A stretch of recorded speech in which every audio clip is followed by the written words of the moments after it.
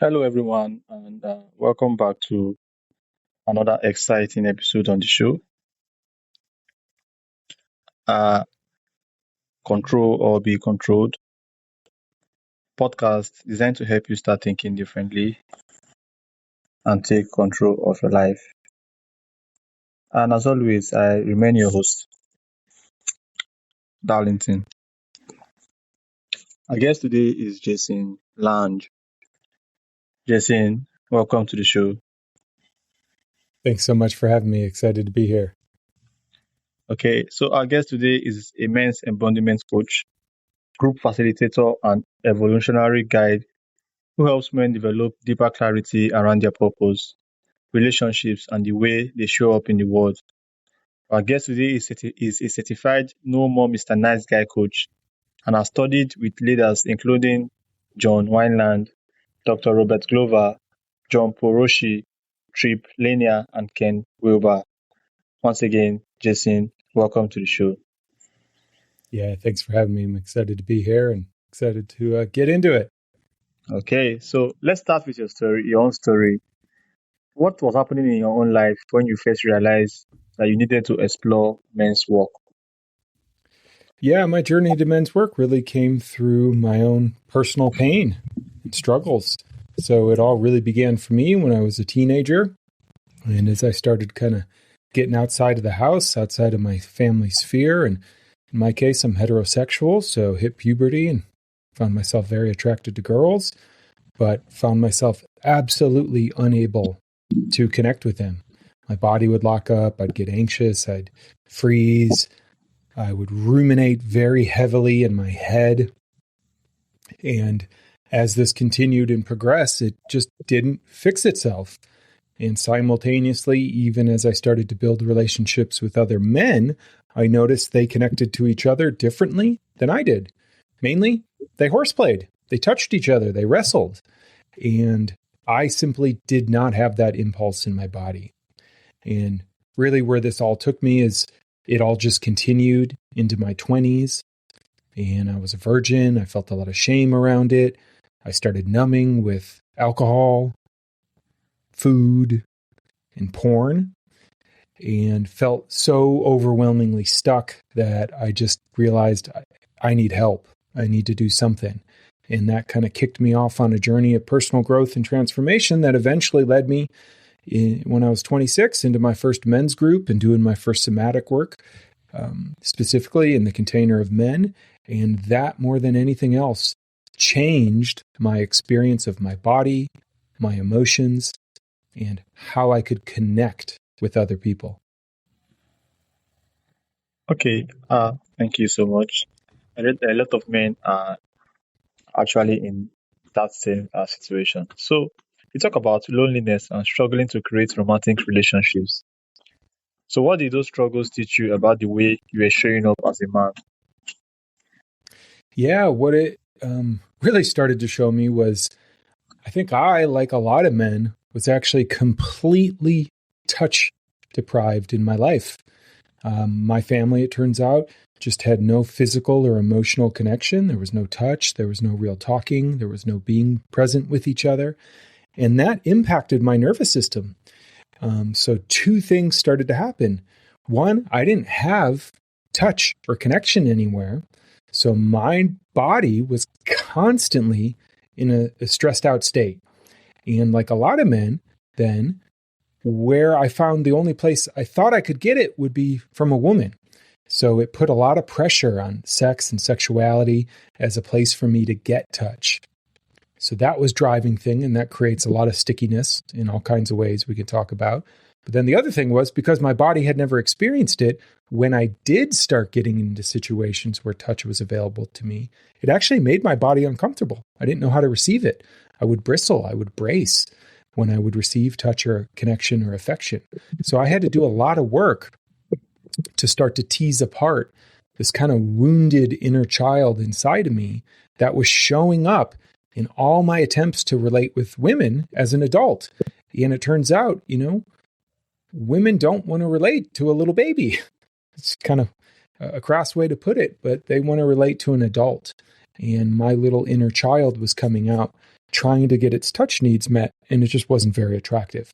So I had to go off and do my inner work and get connected to this part of me and learn to integrate it so that I could show up in a much more grounded, present, and available way, which is what so many women are actually longing for from men these days. All right, Jason. So, for those who don't know what a men's group is, who have never experienced one, what happens inside a men's group?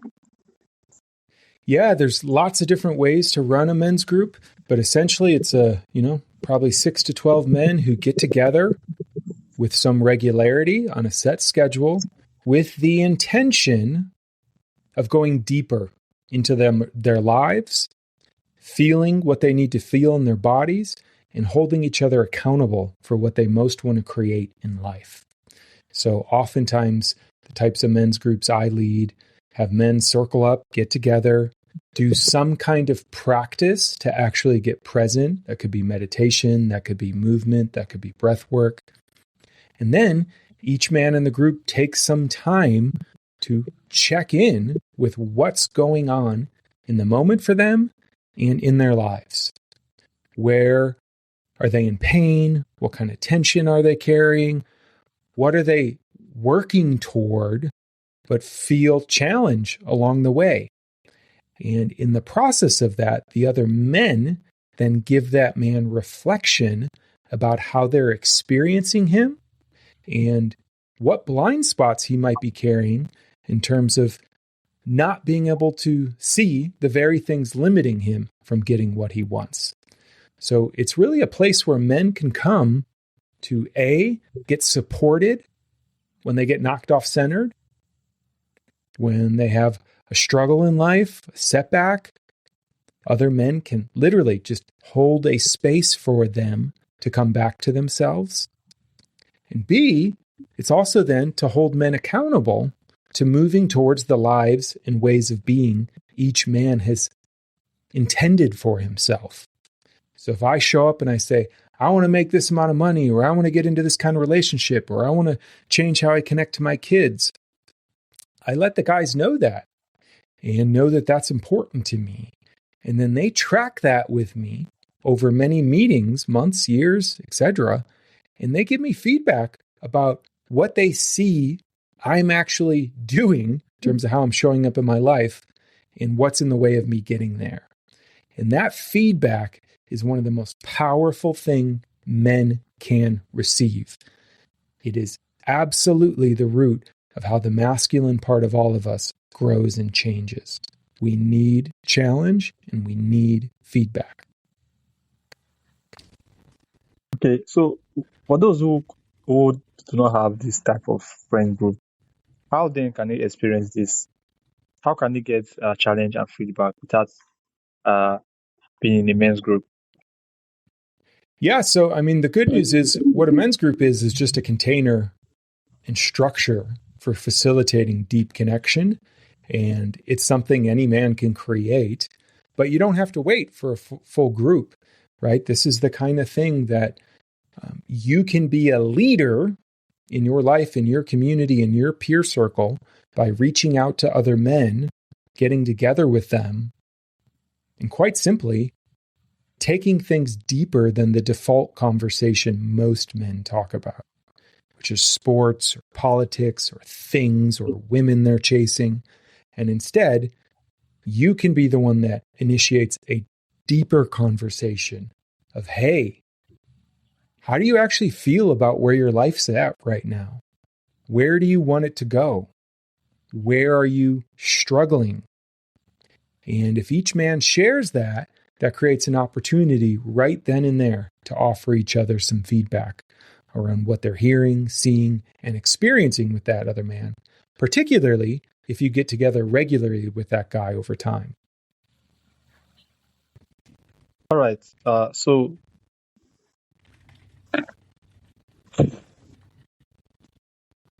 what is the man box?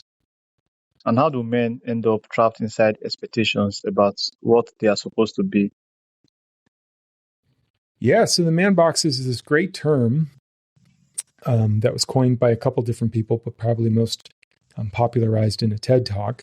And essentially, it's this idea that masculinity and manhood is something we reward to men based on their behavior. And that behavior is essentially a collection of boxes, little check boxes that you either check off or you don't.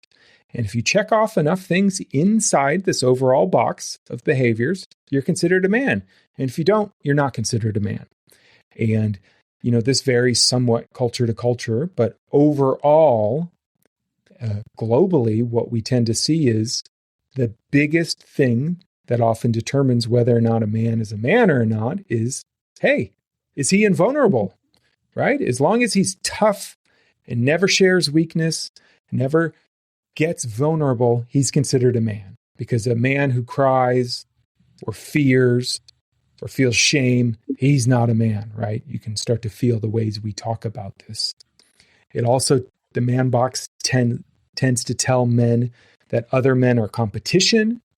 You should try to figure out everything on your own, by yourself. You should pick yourself up by your bootstraps. Everything is a matter of willpower and toughness, right? Bravado. Strength is the only thing that matters. And so if you embody all those qualities, you're considered a man. And if you don't, you're not. And we can think of all the ways men talk to each other, and our culture labels men who don't meet some of those attributes. Now, the problem with the man box is, frankly, it creates a very narrow range of acceptable behavior for men to be in. And when they're not in it, it causes them even more emotional distress. And frankly, I think it's at the root of why in many countries the suicide rate for men is 3.5 to 4 times higher than with women. And I think it's because of this man box, this expectation put on men that they should be tough, never ask for help, keep all their emotions inside, and just grind through life doing it all alone. And I've seen it enough, and there's enough evidence that shows that it really does end up wearing down and killing men. So the work of men and men's work right now is to add to that box so men can become complete human beings who are allowed to have interiors, feelings, and actually have connections with others. All right. Thank you so much, Jason. I hope a lot of that's already in the man. So, what happens when a man begins taking responsibility for his life without turning that responsibility into self-blame? Yeah, one of the most powerful things we can do as men right now, specifically around responsibility, is to take responsibility for our pain. Sounds so simple, but every man, every human, but we're talking about men here because that's who I work with, has a certain amount of pain in their life. Physical pain, emotional pain, mental pain, spiritual pain. And us men in particular are not taught the tools for how to deal with our pain, of which one of the most powerful and free ones is simply the power of human connection. It's talking, it's sharing, it's eye contact, it's breath, it's touch. And because of all that man box crap, so many men don't have tools to deal with our pain. So we do one of two things. We try to numb out to it with alcohol, weed, drugs, porn, masturbation, sex, food, video games, TV, you name it. Or we unconsciously push that pain out onto other people in our lives. We take it out on others and say it's their fault. And this isn't to say men deserve everything that's been done to them, particularly early in our childhood, the way we are raised, the culture we're raised in, the religion we are raised in. We often don't have a choice about what's done to us. But as we become adults, only we have the power to take responsibility for that pain. I didn't ask for this, but it's mine to deal with. And when a man starts to take responsibility for his pain, first and foremost, he becomes more empowered. He feels a source of power in his life. Wow, I have choice to make here, rather than this was all just done to me. And B, the next thing, when he starts to take responsibility for his pain, his nervous system starts to settle. It's quite simple. As we start to heal and do the things we need to do to take care of ourselves, we get regulated. Our nervous system relaxes. We leave fight, flight, freeze, and fawn as our constant states, and we get to be in this much more grounded and relaxed place where people trust us more. A man who has taken responsibility for his pain is a man that more and more people will trust, because he's not just pushing it out or numbing it to other people. And if there's one thing that's quite valuable, it's trust. The more a man is trusted, the more he's going to money he's going to make, the more he's going to have successful, intimate relationships, and the more people are going to want to be around him. So much can happen for men when we say, you know what? It's time for me to do my healing and take responsibility for my pain so I can start choosing what happens in my life rather than falling victim to it. Okay, Jason, finally, if you could leave men with one piece of advice from your own experience and from your own story, one piece of advice that will change their life for good, what would that be? Yeah. I would say quite simply, stop trying to do everything alone. Get resourced with connection, and particularly other men. And why I say this is, I often use this phrase, but I don't care how tough you think you are as a man. Every man at some point in his life will be confronted with a moment where he can't just push through it alone. That might come from illness, that might come from accident, or the one that's coming for us all, old age. And for most men, they wait until the crisis to discover they have no support network around them. And so if you want to be a proactive, productive man, don't wait for the emergency. Start building up social connection and capital in your life now, so that when the time comes where you can't handle everything yourself, you have a system of support already around you. Okay, so Jason, I need to be honest with you, because most of the things you have spoken about are a reflection. I can say they're a reflection of myself or something. I don't have a good support system in terms of social system, because it's very difficult. I will not say it's very difficult. People outside there, they have it. But for me, I don't know. Most of my, what I call them friends, people of shared interest. And when you guys no longer share an interest, it's very difficult to still be friends. Although you can still catch up and have a good chat, but spending time together is a bit different. I think it was easier when I was younger. And growing up Yeah. now, almost as if everyone is trying to face their life. Everybody's trying to discover their purpose. Everybody's trying to just become who they think they want to be. And we have lost this coming together, doing things together with us. And I don't know, I struggle to actually make new friends. I know I can meet new people, make new friends, but it's difficult because most of the friends I make in my lifetime, they were people I met while I was doing something, we were doing something together. Okay, let's say the last place I work now, I met like some guys there, and automatically because we work in a place, we could say, okay, we are now friends, but not actually friends, but same thing. So how can I make friends outside something I have an interest in? Yeah, well, the good news is technologies like this make it more possible than ever. I'm a huge fan of men building local community, but sometimes the easiest way to do it is to start virtually. And there's a tidal wave now of what we would call men who are the shared interest, let's say, is inner growth and healing. And that, for men who choose that doesn't change throughout a lifetime. And so you want to find people and you want to look for people who are doing their work. And for a lot of men, it's hard to find those guys, right? Like that's part of the struggle. So you have to go to places where people are doing that, and it's going to look different in every community and place. But yeah, who's taking responsibility? Like I said, that could be a meditation group, a yoga group, a mindfulness group. It could be as simple as going on something like meetup.com or a local WhatsApp and saying, hey, I want to start a men's group. I'm looking for 2 or 3 guys who want to grow together. And you got to be the one to kind of take the lead and join the call or and plant the flag, as we would say.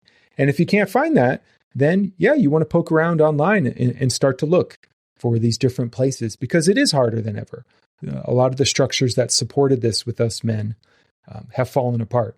And that's why guys like me, have a job right now of trying to create spaces where men can meet each other and go deeper to create these long-lasting relationships. But, I'll just double click this point again. You could be a perfect example of this. What I'd say is it can always start with just one other man. So most men, no matter how isolated they feel or lonely they feel, if I ask them, hey, is there some guy in your life you have been in contact with that just for whatever reason, you have an intuitive sense you would like to connect with more, and you just were intrigued or curious about him? Most guys can think of someone. Maybe it's someone they met at a barbecue or a party or through at a coffee shop, who knows? And what I'd say is take the lead. Find a way to contact that man, reach out, say, hey, you want to get a coffee or go for a walk? And you initiate the connection. And then on it, you lead by going somewhere deeper than most men normally would. And how I train men around these days is pretty simple. Say, hey, I'm interested in having a real conversation. And then you share somewhere you're in pain, somewhere that you're struggling, somewhere that hurts. Then you share something you're celebrating in your life that you're proud of, that's going well. Then you share something you're longing for. What are you actually longing for in your heart of hearts in your life? And then after you've shared all that, you ask him to share the same. And then you just talk about, and now what does it feel like for us to be here together? And almost always that will create a deeper level of connection that you can then build upon in that relationship with that man. And for many men, they are so desperate for spaces where they can get real and go deep. You'll be shocked what happens if you're the one to create that space for them. Right. Thank you so much, Jason. So for those who would like to connect with you and learn more about what you do, how can they do that? Yeah, easiest way to connect with me is to go to my website, evolutionary.men. So it's not .com, it's .men. And on there, you'll find my own podcast, blogs, writings, programs, and if nothing else, just a contact form. You can write out and say, hey, I heard your episode and I want help finding or starting a group, and I can point you in the right way. And you can also, I always forget this, but you can take a free quiz at evolutionary.men/quiz. That'll give you some pretty clear feedback about what your gifts, your strengths in this world as a man are, and what your weaknesses, what your blind spots as a man are, and where you might need to grow. All right. Thank you so much, Jason. And to my audience, I love you guys so much. Thank you all for joining today. I'll see you guys on the next episode. Bye, guys. Thank you, Jason. Thanks much.